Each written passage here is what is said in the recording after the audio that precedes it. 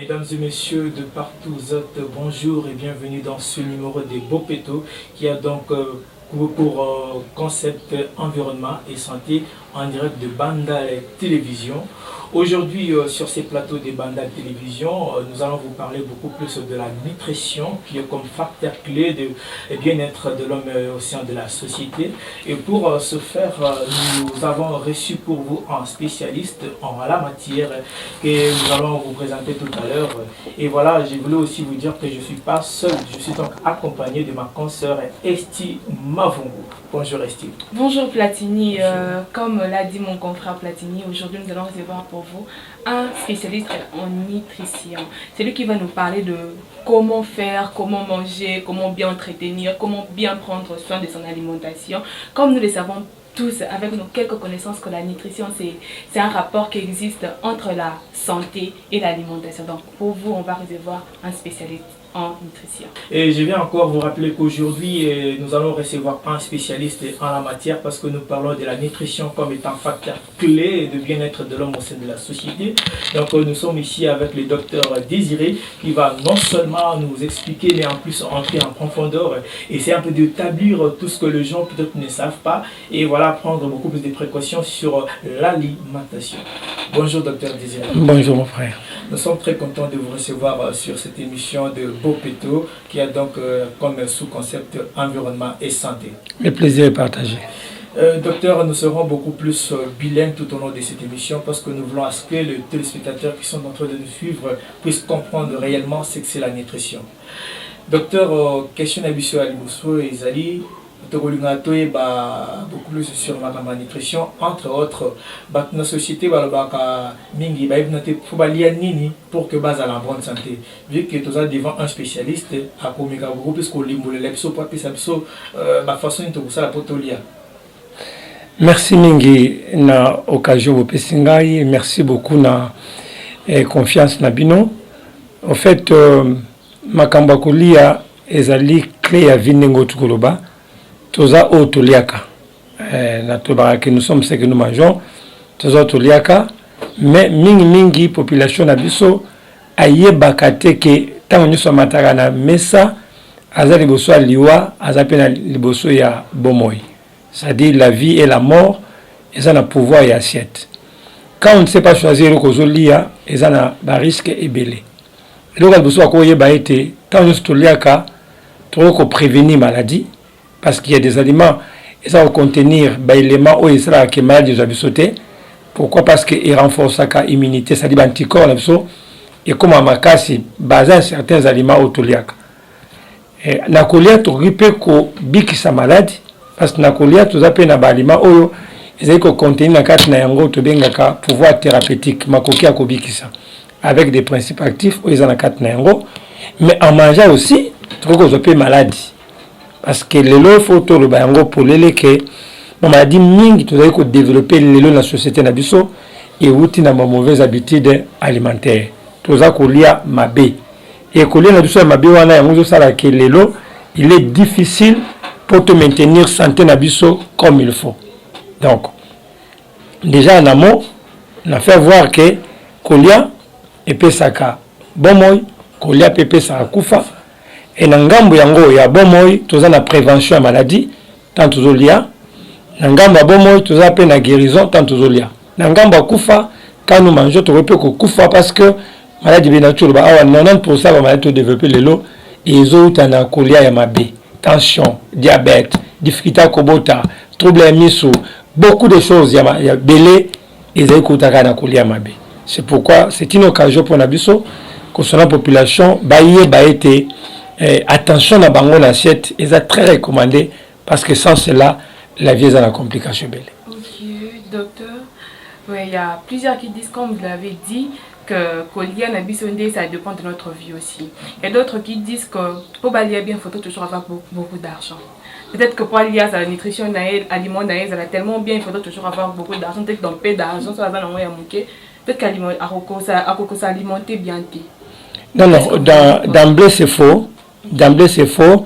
Le vrai problème, c'est d'abord l'ignorance. Donc là, c'est ça le quoi complexe. Moi, comment dans la société. Parce Oui. que Non, non. Tout part, vous savez, tout part de la connaissance qu'on a de l'alimentation. Ignorance na biso ndezo kanisa ezo pousse biso to kende bongo. Parce que ceux qui n'a yebi qui n'a kati loko kolia, il y a des choses qui coûtent cher mais qui détruisent, mais l'autre allez moins cher ezo biksa biso. Na ça la comparaison il y a montazo lia pizza na montazo lia matembe na mbika. Na pardon na mbinzo. Matembe na mbinzo ezo coûter moins mais pizza ils attendent le makasi.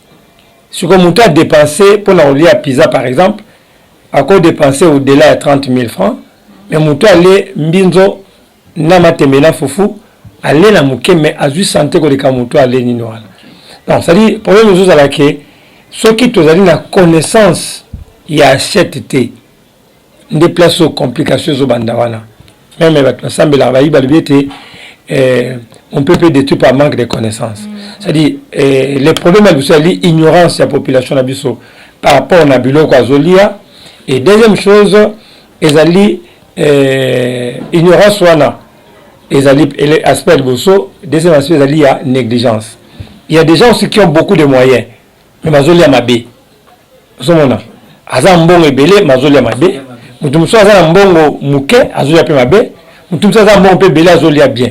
Donc, ngana mona qu'ils beaucoup plus na deux points clés où ils allaient na conséquence ya a mabé. Soit on mange mal par ignorance. Soit on mange mal par négligence. Et la plupart, par ignorance, c'est-à-dire mais il y a des gens qui connaissent. Je donne un exemple. Quand il prend un jeu, tout le monde en plastique. Il y a une chanson, c'est-à-dire en quelque sorte, nous connaissons que ça tue. Nous avons que tous la famille aime. On a bien makoso, mabumu, mipende, michopo, mikila. Nous sommes tous conscients que ce sont des aliments qui ne sont pas vraiment bien pour la santé. Mais toujours liés parce que tous en a choisi. Mais en sachant, c'est vrai que les moyens aux gens ramènent tout n'est dit que l'eau qu'on a les amabé. Mais je prends toujours fumer préjudiciable à la santé. On a écrit même l'étiquette. L'emballage va commis en bongo. Fumer nuit gravement ta santé. Na fungoli paquet nanga na tangi pe yango mais nazo mela. Donc ça dit le problème c'est la négligence, pas seulement le manque de moyens mais beaucoup plus soit négligence soit ignorance. Merci docteur pour avoir répondu à toutes nos questions. Mais dans les gens on a parti à liboso le bas qui est collé à biso et ça et soit na kufa soit pe na bomoni. Là c'est basé beaucoup plus côté à kufa. Na ke na bilo romingo ezaka ba produits alimentaires ko ba tela rapso formol. Donc on a beaucoup plus mais qu'à expliquer le rôle et formol na bilo pendant aussi longtemps que le ça va santé na biso. Notons une chose. C'est ça a été toujours ma préoccupation et quand je parle de ce que nous appelons sécurité alimentaire. Il parle trop de ça, sécurité alimentaire, et je me suis toujours posé la question, si il ne faut pas arriver un jour, il y a qu'à définir normalement qu'est-ce qu'on attend par sécurité alimentaire, et c'est quoi vraiment le problème. Quand on parle de sécurité alimentaire, conception d'ango, il y a deux grands aspects importants dans la carte. Premier aspect, la suffisance alimentaire. C'est-à-dire, on parle de les peuples dans la sécurité alimentaire quand ils mangent suffisamment bien. Azoli, azotonda, selon besoin d'ailleurs. On a pas ça au pondu, on a ango. On a pas ça au mapa, parce que j'ai suffisamment de moyens. L'État a tient à disposition de la population tout ce qu'il faut pour aller à la santé, madame. Ça, c'est un aspect important. Deuxième aspect, Zali, du Kamouita, Libongo, qualité des aliments. Vous comprenez? La qualité des aliments haute Zolia. Partant déjà dans le lingue présentation à la Zali, dans le domaine où tu as un monde végétal, c'est-à-dire bilanga, tout ce qui est végétal, monde animal. Il y a un groupe, et puis dans le monde, il y a breuvage. Et cause soit les autres dans végétal, soit dans nine. Tout ça, les abeilles qui ont reporté beaucoup de conséquences quand on ne fait pas attention. Parlons de formol. La conception normale, il y a formol. Ce sont des produits qui ont été créés pour empêcher biloko beba, biloko pola. et ils allaient conçu beaucoup plus na ba dose na yango selon usage na yango conservateur to rebenga le quoi format conservateur mais le format est beaucoup plus utilisé na kaya batu un mort de qu'on a besoin kufi to batela ya kufati a polate ba rocha ki suana pour et maintenir à bebanokité. Malheureusement, ce ne sont pas des choses qui ont été créées pour animer par la cupidité pour Sambongo. Ils se permettent maintenant que locaux cause à la disposer pour la population. Vous allez voir par exemple, Bazotia Yango, Bloko, Babomi Ngombe quelque part. D'abord Ngomba a collé dans des conditions mabe. Ngomba une semaine, Batubole Tonga Vimia comme le quoi hippopotame. Babomi, Bakati, Bachina Bakarton. Vu distance oyo bilo réseau outa azo tenir compte il y a peut-être l'électricité dans zéro cause la déranger ba chambre ba donc ça pour na bilo ko ba glace ko aussi là tout permettre là on injecte des produits pour garder état na yango malamu tie kokoma un aliment puis fait peut-être 60 jours dans zela pour ya kokoma ba prévenir ndengwana mais bilo randi ba sala bongo déjà c'est un poison. Et comme on directement boité, mais ça détruit notre système et le fonctionnement encore.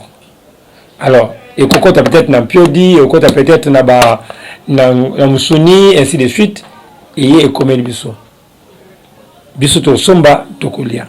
Et les conséquences maintenant, ce n'est pas aujourd'hui et demain. Mais c'est après de nettoyer au moins la conséquence. D'où, il y a même ceux qui sont allés même plus loin, non seulement dans Banyamana, mais il y a même ceux qui aspergent.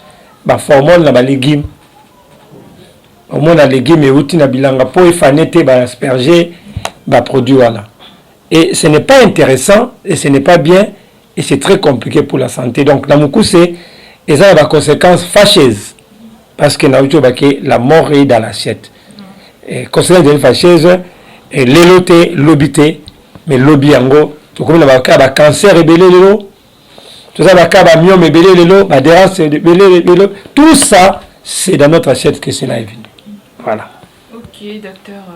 Comme vous décidez de le dire, que la santé, notre vie dépend de notre assiette et de bêter cette société sur ce qu'il faut pour moi, la formule et tout. Docteur, moi j'allais savoir, quand pouvons-nous parler d'une alimentation équilibrée, non équilibrée? Très bonne question. On parle de l'alimentation équilibrée, la nuance, il y a deux mots, modération plus variété. Cela veut dire quoi? Je suis en face de moi, na différents symboles et fruits awa. Chaque fruit, il a une particularité. Il y a des choses qui sont dans l'ananas, ils ont la pomme. Il y a des choses qui sont dans l'avocat, ne sont pas dans les bananes. Il y a d'autres dans l'aubergine, ils ont la tomate, il y a d'autres dans la ail, ils ont la matungulu. Mais bien que nous soyons les légumes, mais chacun, ou fruit, mais chacun a la particularité. Tous ça, dans le nombre, il y a 7, tous ça, des combos différents, mais nous sommes tous des humains. Moi, j'ai les 100, toi, tu as les 100, mais il y a des choses qui sont en toi qui ne sont pas sur moi, comme caractère, comme valeur, ou ngazanaote. C'est la même chose avec les fruits, les aliments que nous mangeons. Donc, il faut mettre à la tête que l'équilibre vient dans ces étapes-là. D'abord, il faut manger varié. Il y a du lot qu'il y a au questionnaire, parce que tout aliment est bon dans un premier temps pour tout le monde.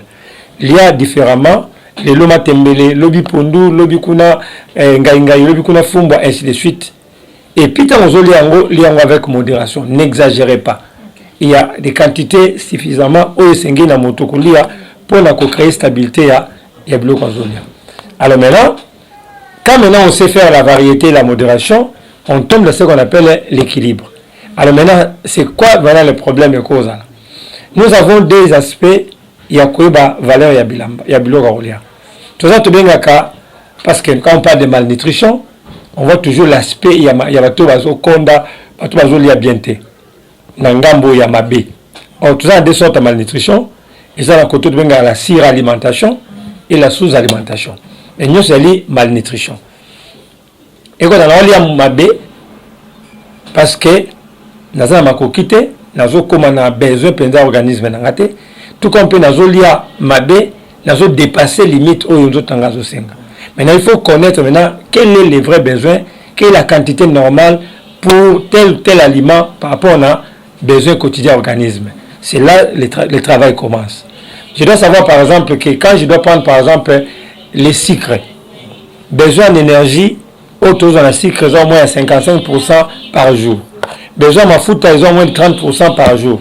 Besoin de protéines, ils ont peut-être 15% par jour. Vous voyez, ils ont une connaissance de la population à YBP en côté. Un peu clarifié en côté. Si vous allez dans d'autres sièges, vous allez voir par exemple dans la chaîne locale, la chaîne nationale, vous allez voir là-bas, il y a la télévision, il y a tout un programme nutritionnel, il y a Mboka, vous allez copier ça, équivalence à Babiloko. Chez nous, ça n'existe pas. Bien qu'on a tout un service, programme national de nutrition, mais au moment où Biloko, on a la portée à la population. C'est ce qui n'est pas intéressant. D'où l'importance, c'est que les nutritionnistes dans le Mboka. Aujourd'hui, nous allons le dire tout haut. Je profite en passant en disant que je suis actuellement le président national, il y a des nutritionnistes il y a Congo. Mais tu as dit, le secteur le plus négligé, Nambo Canabiso. Quand on a sommet de l'État jusqu'au bas, les nutritionnistes, ce sont des personnes négligées. Or, Bangonde a une clé, il y a vie, il y a bateau.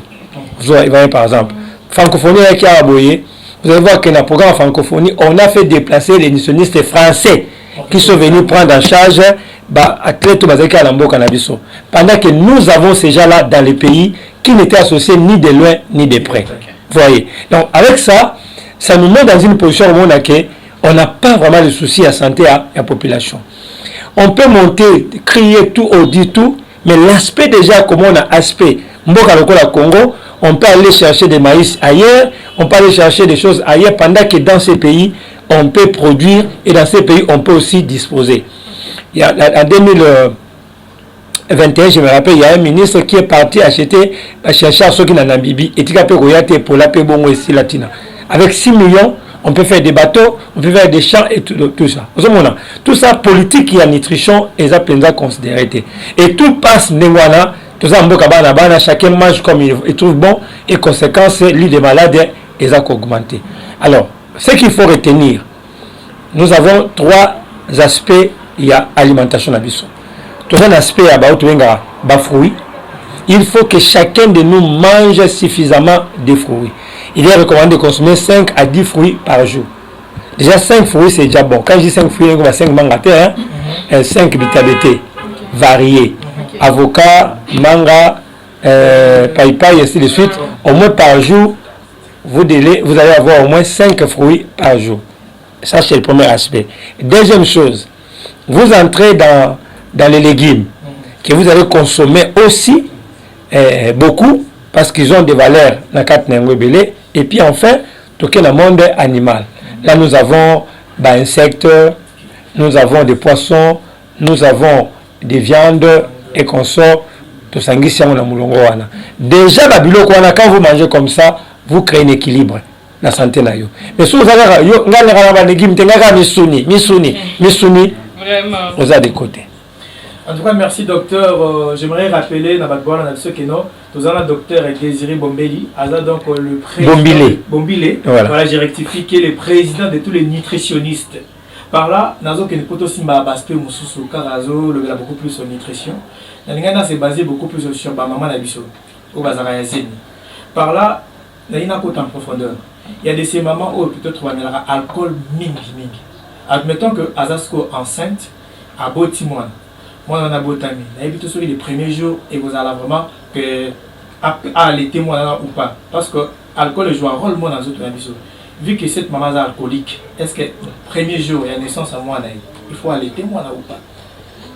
Déjà en amont, une femme grosse à Kokomela Masanga sauté. Ils ont déconseillé à une femme pendant la grossesse à Mela Masanga ou bien à Mela Makaya, à Mela Makaya. Non, il y a un azor parce que vous n'avez aidé Bango. Makaya, Masanga, ils ont déconseillé pour la moisson Zazine. Vous allez voir même dans le carton, il y a 20, la Zazine barré. C'est-à-dire elle n'est pas concernée.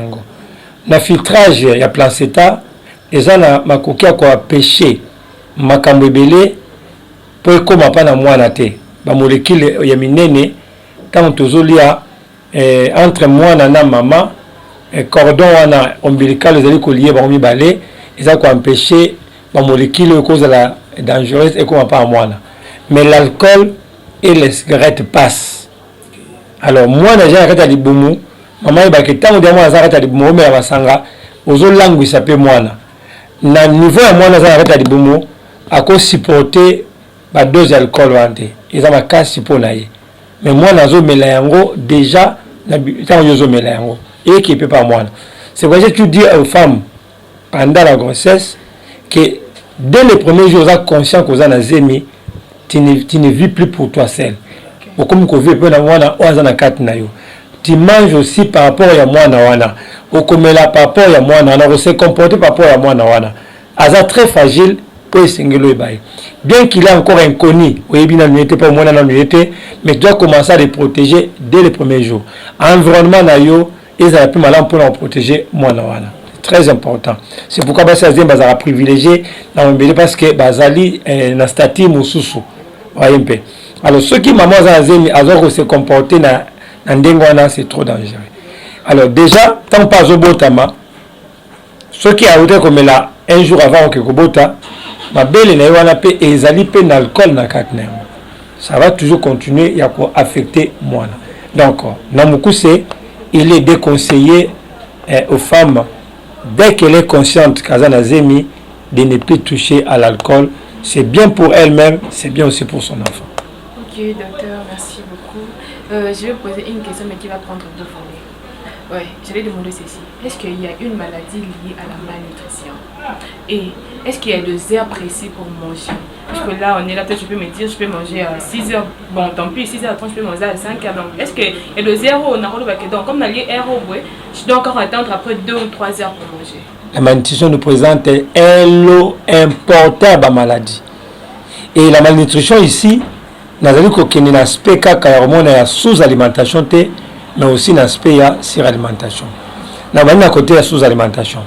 Quelqu'un qui ne mange pas bien, de manière suffisante, déjà en amont, a carence.